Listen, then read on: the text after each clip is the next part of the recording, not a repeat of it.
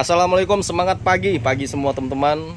Sebelumnya kita salam hormat dulu buat semua keluarga di rumah. Nah oke teman-teman, kali ini kita bikin video, yaitu berbagi pengalaman, video singkat, video sederhana. Jadi di video ini kita tidak bahas cleaning total. Jadi kebetulan kita lagi cleaning total 2 badak. Nah ini satu udah selesai. Nah ini kasusnya kemarin, mobilnya kalau misalnya kecepatan 70 kpj, 100 kpj, tiba-tiba lampu engine yang tanda panah ke bawah yang sebelah kanan, yang sering teman-teman lihat kalau on kontak, nah itu dia nyala, kemudian langsung mobilnya low power, mobilnya tidak bertenaga. Nah karena kita pengerjaannya cleaning total, yaudah sekalian aja kita cek semua. Ternyata ada wiring, ada 6 buah wiring yang di bypass. Nah di saat pembepasan, mungkin dulu pengerjaannya kurang teliti atau gimana, jadi ada kabel yang salah pembepasan, yang harusnya warna coklat ketemu warna coklat, berubah menjadi coklat ketemu dengan yang warna merah. Jadi mungkin pengerjaannya waktu malam ya teman-teman. Nah udah kita orikan, udah kita standarkan lagi bypassnya semua, kita kembalikan wiringnya ke originalnya. Nah alhamdulillah udah normal kembali. Nah jadi untuk di video ini kita hanya membahas posisi sensor yang sering terjadi kasus, yaitu kemarin ada yang WA, ada yang telepon, ada yang komen, yang masalah extra fan-nya nggak nyala, yang masalah AC-nya tiba-tiba nggak dingin. Nah di sini yang perlu teman-teman ketahui, untuk kasus extra fan tidak nyala, jangan pernah salahkan langsung vonis ke extra fan atau modulnya atau ke ECU-nya. Karena perangkat yang ada di extra fan, mereka saling menginput data sehingga ECU bisa memerintah extra fan-nya untuk menyala. Nah contoh misalnya teman-teman lagi di jalan, tiba-tiba AC-nya nggak dingin, atau mungkin masalah di freonnya, atau kebocoran, atau masalah kompresornya, itu otomatis extra fan-nya tidak akan nyala. Jadi kalau misalnya kompresornya tidak bekerja, udah pasti extra fan-nya juga ikut tidak bekerja. Tapi extra fan yang bagian mesin yang sebelah sini, nah ini kalau kita menghadap mobil ya, ini yang bagian sini extra fan-nya mesin atau radiator. Nah di sini extra fan-nya AC. Nah tapi di saat teman-teman nyalakan AC, kedua extra fan ini langsung bekerja. Nah jadi kalau misalnya teman-teman lihat dari depan tiba-tiba extra fan-nya tidak nyala, nah itu extra fan mesin yang sebelah sini, nah ini itu akan tetap nyala, cuma kita tidak melihat di saat perputarannya seperti kita menyalakan AC. Jadi dia hanya berputar sekitar 10 detik kemudian berhenti lagi. Nah karena dia hanya bekerja di saat temperatur kolannya atau temperatur mesinnya udah mencapai suhu 100 derajat. Jadi kalau misalnya teman-teman lihat extra fan-nya yang sebelah kanan tidak nyala, nyalanya sebentar 10 detik kemudian mati, nah itu normal. Di Captiva itu normal. Jadi nggak usah khawatir, jangan indikasi ke yang lain. Dan ada juga kasus seperti di saat on kontak extra fan-nya langsung nyala, di saat nyalakan mesin extra fan-nya langsung nyala. Nah kasus seperti ini, coba teman-teman cek sensor ECT-nya. Nah di bagian sini di bawah supply pump, nah di sana teman-teman cek sensor ECT-nya.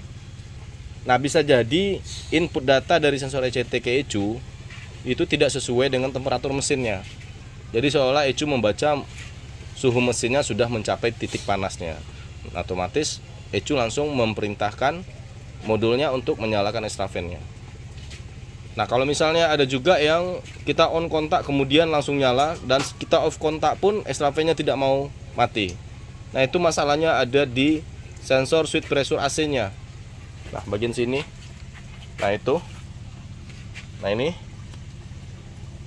nah ini dibautkan ke selang AC-nya. Jadi di saat ada masalah di extra fan, coba cara mudahnya teman-teman buka soket extra fan-nya. Nah di modulnya ada 2 soket. Nah itu satu soketnya extra fan yang sebelah kirinya, satu yang sebelah kanannya. Nah teman-teman lepas saja soketnya, kemudian langsung colok soketnya atau di bypass dulu, disambung dengan kabel, langsung dicolok ke baterainya. Kalau seandainya extra fan-nya langsung nyala saat dicolok ke baterai, nah berarti extra fan-nya bekerja. Kabelnya terbalik, nggak masalah, paling nanti masalah di putaran extra fan aja kalau cuma untuk cek extra fan-nya. Nah berarti selesai masalah di extra fan, lanjut ke modulnya. Cara cek di modulnya yaitu teman-teman cek arus yang ada di soket modulnya. Nah ini teman-teman cek arus yang di sebelah sininya. Kalau seandainya ada arus di sini, teman-teman on kontak kemudian hidupkan AC. Kalau ada arus di sini berarti modulnya bekerja. Nah kalau di sini udah ada arus, udah pasti di sini juga ada arus di soket yang mau ke modulnya. Gimana cara cek modulnya bekerja atau tidak? Nah itu gampang aja, teman-teman cabut aja soket yang ini. Di saat on kontak, cabut soket ini, itu extrafannya langsung nyala. Nah berarti modulnya bekerja. Nah yang kedua sama sensor ECT-nya juga. Nah kalau untuk di ECT, di saat teman-teman nyalakan mesinnya kemudian cabut soket ECT-nya, extrafannya langsung nyala, berarti modulnya bekerja. Nah, jadi jangan langsung salahkan modul extrafannya, karena tidak segampang itu rusaknya, apalagi ECU-nya. Nah itu untuk di bagian sensor-sensor di extrafan. Jadi di extrafan itu ada beberapa sensor. Yang pertama modulnya, yang kedua sensor ECT, yang ketiga sensor switch pressure. Nah 3 perangkat inilah yang membuat extrafannya bekerja. Tapi teman-teman juga harus ingat, apabila kompresornya tidak bekerja atau magnetnya masalah, kemudian freonnya tidak ada, nah extrafannya juga ikut tidak bekerja. Jadi nggak usah khawatir kalau AC-nya tiba-tiba panas, kemudian extrafannya tidak nyala, nah itu wajar. Karena di saat tidak ada tekanan di jalur AC-nya, nah sensor ini tidak membaca ada tekanan di jalur AC-nya, maka sensor ini tidak akan memberikan input data ke control unitnya untuk memerintahkan extrafan untuk bekerja. Jadi itu normal, jadi nggak usah khawatir. Jadi pastikan dulu jalur AC-nya aman. Kalau udah dipastikan itu semua, baru langsung cek ke extrafannya. Nah terkait masalah AC, tiba-tiba teman-teman melihat di sini ada apa? Ada kristal es, ada salju. Nah itu tidak normal. Harusnya di sini cuma ada embutnya aja. Nah kalau misalnya di sini ada kristal es, nah biasanya itu ada penyumbatan di jalur freonnya. Bisa di kondensor, bisa di ekspansinya yang di sana. Nah cara pengecekan untuk di kondensor ada penyumbatan itu sangat mudah sekali. Memang teman-teman harus buka bempernya, hidupkan AC-nya, kemudian cek kondensornya, rasakan kondensornya. Ada bidang yang terasa panas, nah berarti ada penyumbatan di bagian kondensornya.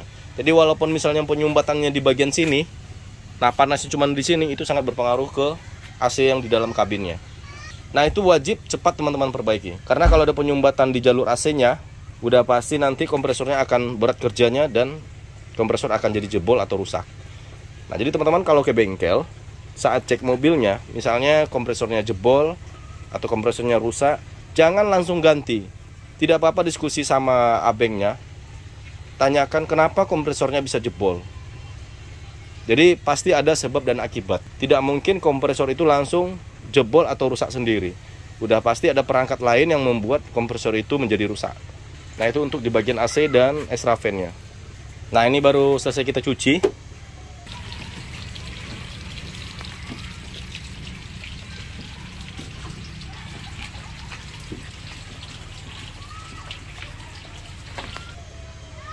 Mungkin besok baru kita pasang. Kita bersihkan dulu soket-soketnya, karena kemarin kita cuci sama air, sabun, rinso. Nah ini udah selesai. Coba starter bos. Oke.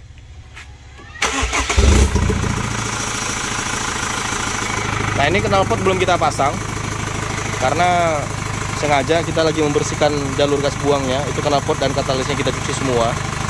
Nah ini kita pasang cuma sampai ke downpipe aja. Coba gas bos.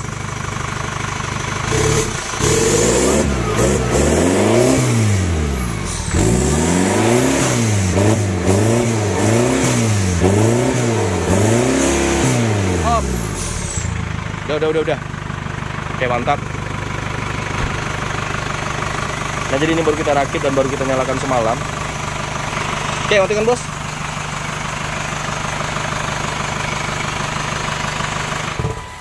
Nah teman-teman, nah itu video singkat kita untuk kasus di AC dan extrafannya.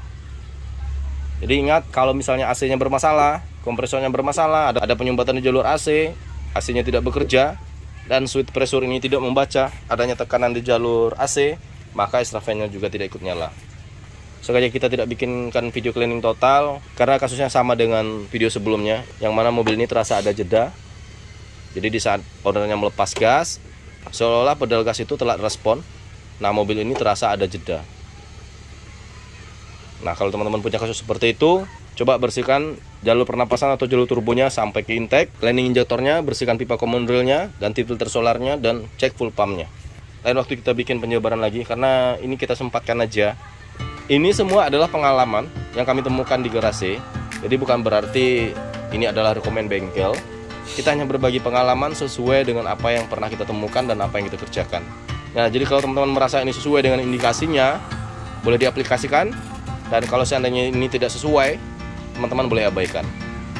Intinya video ini kami bikin mudah-mudahan bermanfaat, khususnya buat teman-teman kita, para owner-owner badak. Jadi jangan sampai salah analisa, keluar masuk bengkel, ganti A, ganti B, ganti C, ujung-ujungnya kasusnya selesai. Nah, kemudian capek. Nah, akhirnya mobil yang disalahkan. Betul, Bos? Nah, teman-teman, sekian dulu video kita, mudah-mudahan bermanfaat. Mohon maaf jika ada salah kata, salah bahasa, mungkin salah cara penjabarannya, bahasa mekanikalnya, atau pengambilan gambar yang tidak sempurna, harap dimaklumi. Sampai jumpa di video kita berikutnya, perawatan badak di rumah. Salam hormat buat keluarga. Salam mudahnya merawat Captiva.